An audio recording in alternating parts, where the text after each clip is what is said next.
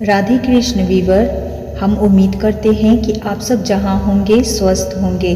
आज मैं अपने वीडियो में मोक्षदा एकादशी व्रत कथा लेकर के आई हूँ, जिसे सुन करके आप मोक्ष की प्राप्ति करेंगे। महाराज युधिष्ठिर ने कहा, हे भगवान, आप तीनों लोकों के स्वामी, सबको सुख देने वाले हैं और जगत के पति हैं। मैं आपको नमस्कार करता हूँ। हे देव, आप सबके हितैषी हैं, अतः मेरे संदेह को दूर कर मुझे बताएं कि मार्गशीर्ष एकादशी का क्या नाम है। उस दिन कौन से देवता का पूजा किया जाता है और उनकी क्या विधि है, कृपया मुझे बताएं। भक्तवत्सल भगवान श्री कृष्ण कहने लगे, धर्मराज, तुमने बड़ा ही उत्तम प्रश्न किया है। इसके सुनने से तुम्हारे यह संसार में फैलेगा। मार्गशीर्ष शुक्ल एकादशी अनेक पापों को नष्ट करने वाला है। इसका नाम मोक्षदा एकादशी है। इस दिन दामोदर भगवान की धूप दीप नैवेद्य आदि से भक्ति पूर्वक पूजा करनी चाहिए। अब इस विषय में मैं एक पौराणिक कथा कहता हूँ। गोकुल नाम के नगर में वैखासन नामक राजा राज्य करता था। उसके राज्य में चारों वेदों के ज्ञान ब्रह्मा रहते थे। वह राजा अपनी प्रजा का पुत्रवन पालन करता था। एक बार रात्रि में राजा ने एक स्वप्न में देखा कि उसके पिता नरक में हैं। उसे बड़ा आश्चर्य हुआ। प्रातः वह विद्वान ब्राह्मणों के पास गया और अपना स्वप्न सुनाया। कहा, मैंने अपने पिता को नरक में कष्ट उठाते देखा है।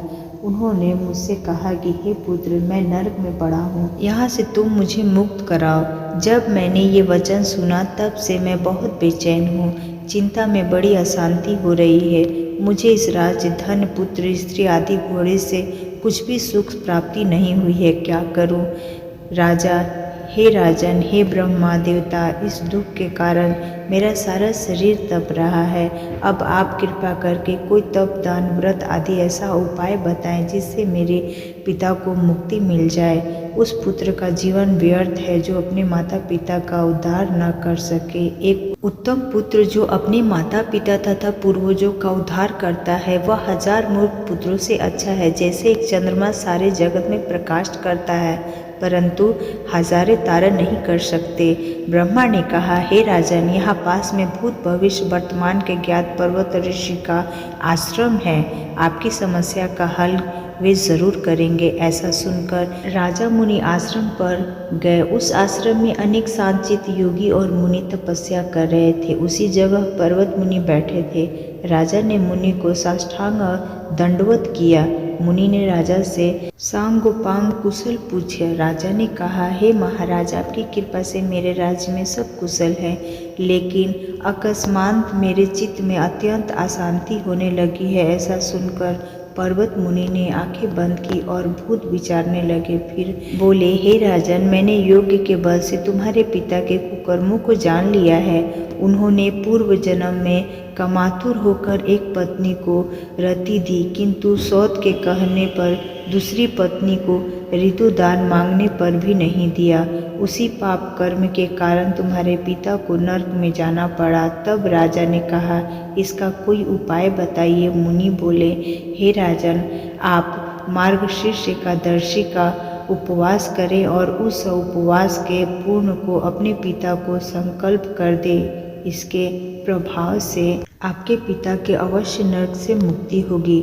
मुनि के ये वचन सुनकर राजा महल में आया और मुनि के कहने अनुसार कुटुंब सहित मोक्षदा एकादशी का व्रत किया। इसके उपवास का पूर्ण उसके पिता को अर्पण कर दिया। इसके प्रभाव से उसके पिता को मुक्ति मिल गई और स्वर्ग में जाते हुए वे पुत्र से कहने लगे, हे पुत्र, तेरा कल्याण हो। यह कहकर स्वर्ग चले गए। मार्गशीर्ष मास के शुक्ल पक्ष की मोक्षदा एकादशी का जो व्रत करते हैं, उनके समस्त पाप नष्ट हो जाते हैं। इस व्रत से पढ़कर मोक्ष देने वाले और कोई व्रत नहीं है।